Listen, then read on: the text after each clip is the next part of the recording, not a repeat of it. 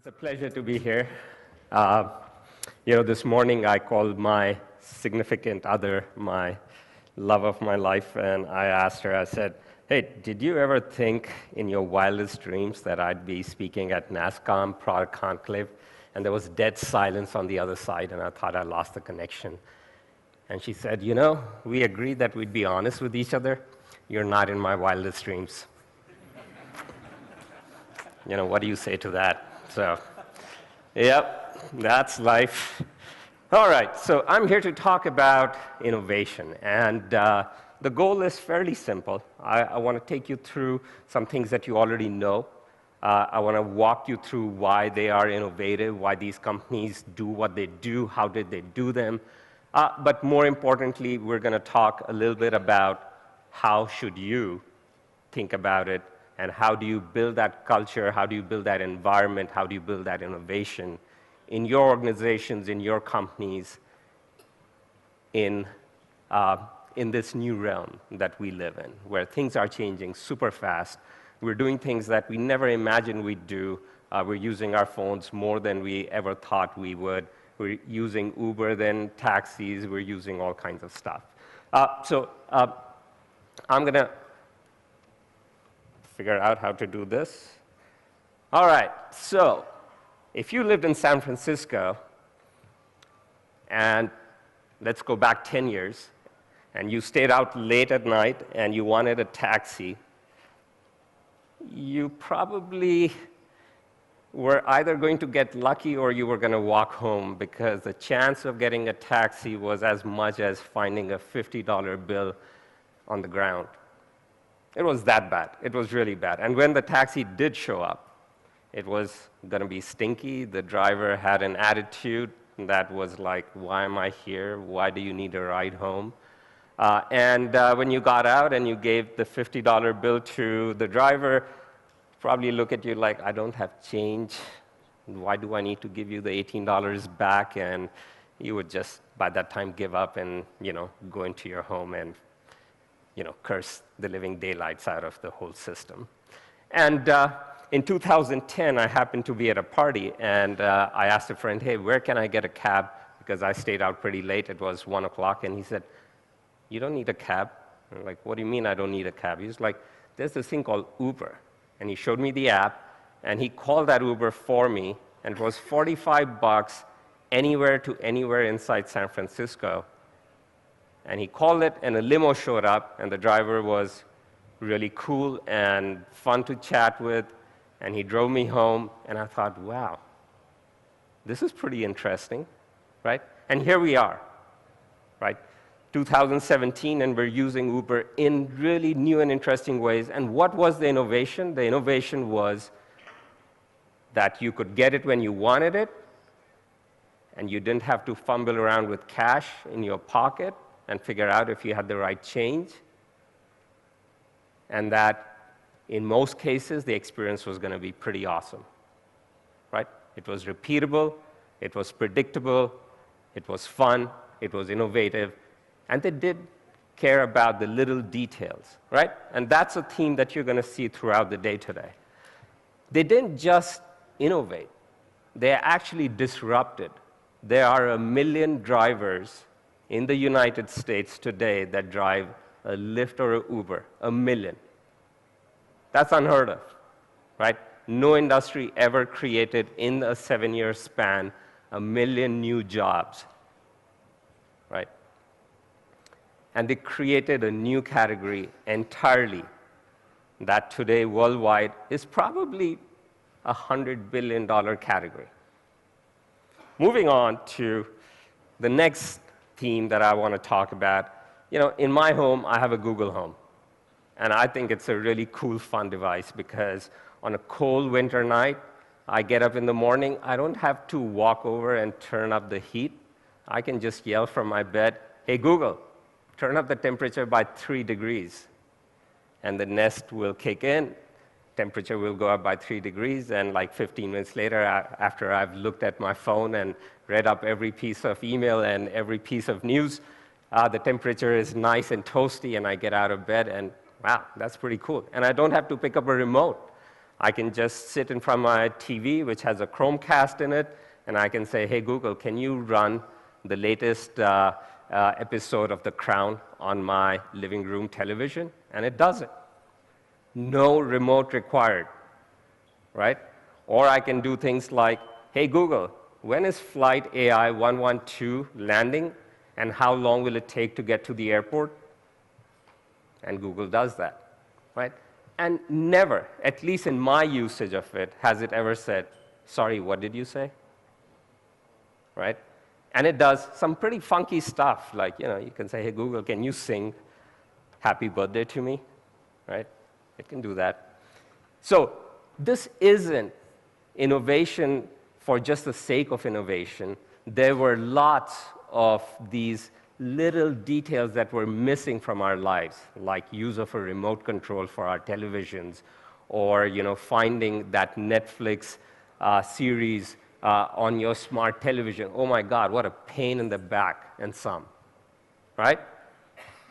And these devices, like the Echo and Google Home and others, are solving those little problems that make it worthwhile for us to interact with this new world that we live in. And it's going to get better. It's going to do a lot more. This is the future. 36 million such devices have been sold already at an average price point of $100. That's $3.6 billion. And these devices have only been in the market for about 2 years. Right? That's innovation. And they're getting better. Voice authentication, so that nobody can just walk up to your door and say, hey, play The Crown on your television. Right? They're doing all kinds of stuff that just keep pushing the boundaries on these things. Here's another example. Elon Musk is known for lots of things, but SpaceX is actually one of the coolest things that he's done. I used to work at NASA like 25 years ago, and there were 1 million people that worked for NASA. 1 million, right? Not all of them were focused on building the space shuttle. Not all of them were focused on just space-related things. But that was 1 million people and another 1 million contractors. I didn't work for NASA directly. I worked through a contractor, and there were 1 million contractors working for NASA. SpaceX only has 10,000 people. And the average price of sending a launch into space, say delivering something to the space station, cost $38 million. It used to cost $1 billion before that. $38 million, right? Look at ISRO, our own ISRO, which is, by the way, amazing, right? They just had a record of sending up, I think, 108 satellites in one shot, right? Granted, a lot of them were microsatellites, but 108. I think the previous record was 38, right? And they can do it at a price point that is unprecedented. Nobody has been able to do it, and their record of quality and consistency is unbelievable, right? Who expected that? That is innovation, because they figured out how to do it at a price point that nobody had ever heard of, and they're disrupting the space, and they're going to continue doing lots of things with this. SpaceX isn't just going to be about sending satellites up or delivering stuff to the space station. It's going to be used for a lot more as time goes by, because when you get it to that price point, lots of amazing things can happen. Tesla, right? Who thought that a car company built in Silicon Valley would come out and disrupt the space in a way that is unheard of? 500,000 people signed up for Tesla 3. 500,000 people put down a $1,000 deposit so that they can get Tesla 3, right? That's crazy. And that puts their valuation higher than General Motors, making them the most valued auto company, and they've only been around 7 years, right? Keep innovating. And their innovation is not just the basic things. Yes, they have a battery that gets you 280 miles in one charge. It's the little things. You walk up to the car, you put your hand out, the handles pop out, right? You get in the in the cockpit of the car, and it looks like a cockpit. They have this 7-inch massive display that has all the controls, and the new Tesla 3 doesn't even have any other controls. It's all in that massive display in the center. And they can change all the functions on the fly, right? When the hurricane hit Florida just recently, for people who owned a Tesla and they were evacuating out of Miami and other parts of Florida, Tesla actually made a change in real time so that they could get more juice out of their cars so that they could get further away from the hurricane. That's innovation, right? After 10 years, iPhone is still doing it. I remember buying the first version of the iPhone. It looked like a pretty cool gadget. Didn't do a whole lot, and then next year they came out with the App Store, and then innovations continue to happen, and I'm sure a lot of us own that iPhone here today, because 1 in 7 phones sold in the world is an iPhone. 1 in 7. And the iPhone X is killing it in that they thought they were going to sell X number of these, and they were sold out in the first 10 minutes after opening it up to the public. That's all it took, right? Which meant that iPhone 8 isn't going to sell as well because they never thought that people were going to plunk down $1,000 to buy this really cool phone. And the innovation keeps coming, right? They came up with the fingerprint login. Now you've got the Face ID. You've got amazing processing power in there for AI and all kinds of stuff. It's just crazy, right? And in doing that, they push the boundaries for lots of things, including the chip that is in there. Who had heard of ARM 10 years before this? Not too many of us, right? Only a few people in the chip industry knew about ARM. Now that is a company that is creating chips that are just unbelievable at a price point that is unheard of. $18 for a chipset that is doing what a Cray computer used to do 15 years ago. $18. That's it, right? Here's a company that reinvented itself 3 times.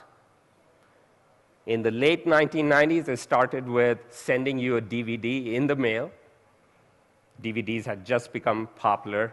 Netflix came up with the idea of, hey, I'm going to send you a DVD. Keep it as long as you want, and when you mail it back to me, I'll send you the next one. You create a list of all the movies you want to watch, and there's no penalty for you to keep it for a month if you want to keep it for a month, right? And before that, people like Blockbuster used to charge you $3 a day if you miss returning it, right? And we all know what happened to Blockbuster Video. Doesn't exist today, right? And then a few years later, they realized that the world was changing and the internet was getting fast and that they needed to actually move to a streaming model, and they did. And that was the second coming of Netflix. And that boosted the company to unprecedented levels. At one point, somewhere around 2010, 30% of all internet activity between 6 p.m. and 9 p.m. was coming from Netflix, right? And then they reinvented themselves again a third time, and they started creating original shows. And that's when House of Cards came out. And we all know how many billboards they have bought in Bangalore alone for a show called Stranger Things. I counted 7 in just the 2 days that I've been here. That's crazy. We're watching lots and lots of stuff on Netflix.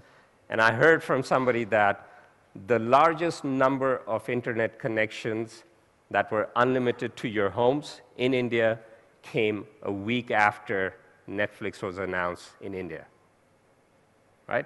So we're reinventing ourselves to take advantage of a product like that. So how do you become like them, right? And it's not about if.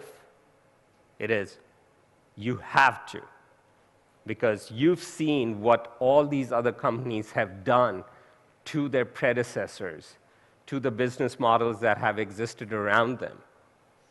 You know what's crazy about Uber is if you walk into an airport terminal today, you can get any car you want for rent because nobody is renting those cars anymore. All the salespeople that would show up in town say, why do I need to rent a car? Because then I'll have to worry about where am I going, where am I going to park it, how much is it going to cost, and then I need to fill gas and return it, and 30 minutes, to even just rent it. Why do I need to do that? So all that business has gone away from the car rental industry. And if you don't change the products that you're working on, you don't innovate, you're going to become the car rental business. Right? And the side effects of these things go pretty far and deep. So I'm going to talk about 6 things, just 6 things, because I know it's easy to remember those. The first one is about people. The basic ingredient that you need for success in innovation is people. You don't have people, you can't innovate. And that means you're going to have to think about really smart, talented, entrepreneurial people. Number 2 is we're going to talk about the culture, the environment that you need to create, because that is how innovation happens. You're going to talk about things like getting out of your comfort zone. Right? You're going to have to push the boundaries. It's not the incrementalism that will help you be successful. We're going to talk about focusing on details and making sure that the little things that you do with your product are going to matter. We're going to talk about making sure that you aim for the moon, because if you don't, you're never going to get to the stars, right? And then we're going to talk about resilience and persistence, because it takes time. This is not easy. So with that, we'll start with the first one, and that is people. All these people were product people before at some place, and they did amazing things. And there are lots of people that you recognize today doing amazing things, but I worked with Sundar, and he was focused on a product called Google Toolbar. And Google Toolbar is the one that actually killed Microsoft and Yahoo and made Google the #1 search engine. It's a little-known fact, but there was a war waging in 2005, and Microsoft was going to come out with a new version of their browser. And in that browser, for the first time, they were going to put a search bar, and that search bar was only going to do Microsoft Search. And that was 2005. And Sundar worked on innovating as to how do we get millions and millions, actually 560 million toolbars installed in every computer that was being sold that had a Google search bar before Microsoft could even launch their product. And being Microsoft, they slipped, and they took another year to get that new version out, and by then Google was already in 560 million laptops and desktops. That's innovation. Nobody talks about that stuff because, time has gone by and he's going and doing other, amazing things. But it's that stuff that matters. There's another person here, Naval Ravikant, founder of AngelList. Unbelievable, execution of a simple idea, which is why do people need to do a ton of work to raise money, right? And it's a platform that is changing that. And the whole idea of what is seed funding is changed by a product like that. And lots of other things here. You need to find people like that. People who are entrepreneurs, people who are going to take risks and push the boundaries, and who probably will not stay in your company for very long because they have other plans in life. But it's okay, because the 3 or 4 or 5 years that you're going to get out of them are going to be worth a lifetime for you. So go find those people.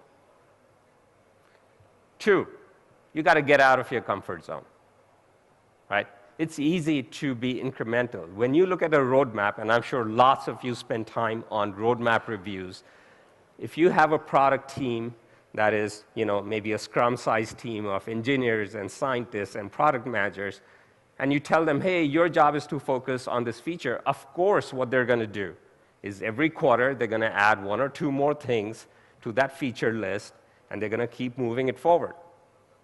And your job is to actually look at that often enough and say, should we do that, or should we take a step back and say, hey, let's focus on the things that will actually be impactful and will be disruptive, and that will leapfrog the competition and will change the landscape.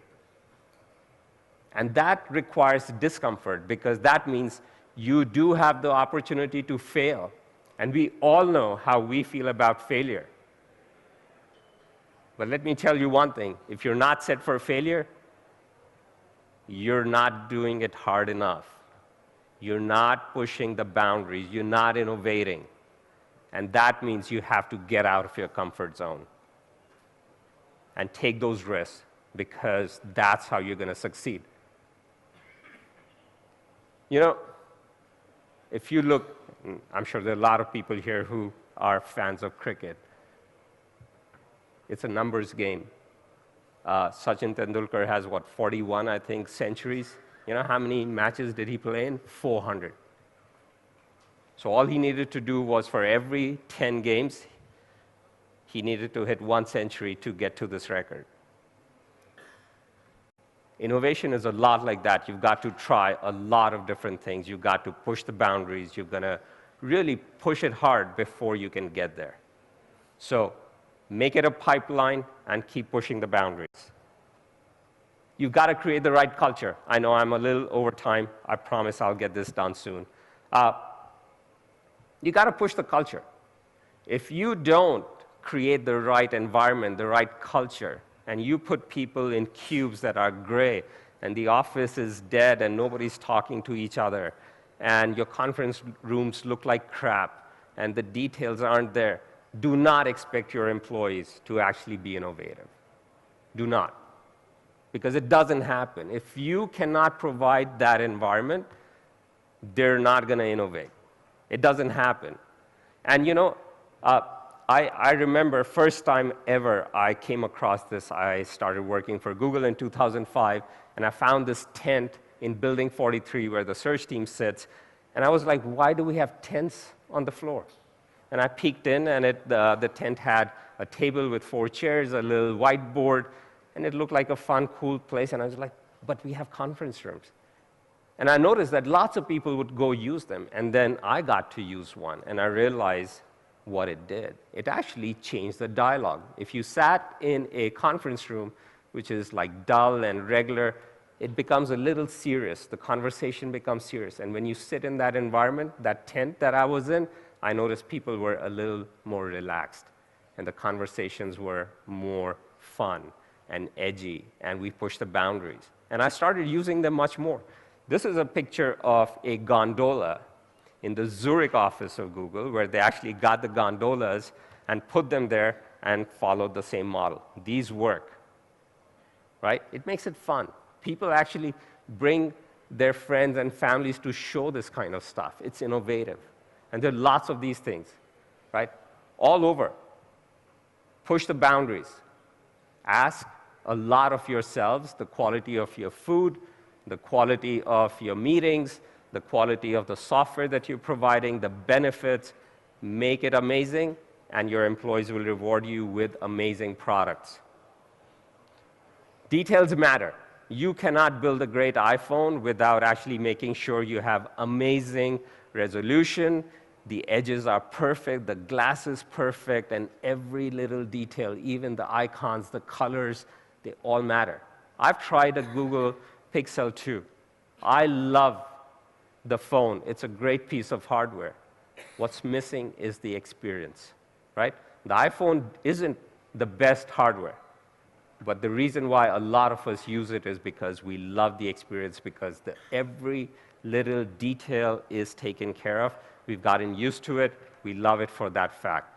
And I can tell you one thing. If you don't focus on this, if you don't get the details right in your product, it doesn't matter. I don't care how good the innovation is. If the experience of driving that Tesla wasn't amazing, you wouldn't buy it. You wouldn't spend $100,000 buying that car, would you? No. I'm pretty sure you wouldn't. You don't aim for the moon, you're not going to get to the stars. And that means you're going to ask a lot from your team. And if you just give your team, very basic goals, of course, they're going to achieve those basic goals. Your job is to actually push it, and push it pretty far, so that people are going to go and try for that. And if they miss it, and they get to the 70% mark of that stretch goal, that is still going to be pretty darn amazing. And so it has to start with you. You have to set those stretch goals. You have to set those boundaries pretty far out, and that's when your team is going to try their hardest to meet those boundaries, probably miss it, but even that miss will be amazing. And then it takes time. Success for a lot of us is about timing and being at the right place at the right time and perseverance. And only way you can do this is by making sure you persist, you have a lot of resilience built in your organization, and that they're not afraid to lose, they're not afraid to fail, and then you just got to give it time. But when you do fail, recognize it and get back to the basics and repeat. As I said before, it's a pipeline business. You got to try a lot of different things before you find the answer. So that's it, folks. This is time for you to start this journey. And the time is right, because the competition is already doing this to you and your businesses. And if you think you're feeling safe because you have 40% growth or 60% growth year over year, and everything is looking good, guess what? Some company is going to come from the left field, and they're going to come in with a position that is going to make you rethink your business, your product, your pricing, and all that stuff. So what better than for you to disrupt your own products and to innovate and to move fast, because somebody else might actually be doing it to you. So with that, thank you for having me. It was awesome, great, and I enjoyed being here. Thank you. Thank you, sir. And here's a small token for you. Oh, thank you so much. Thank you.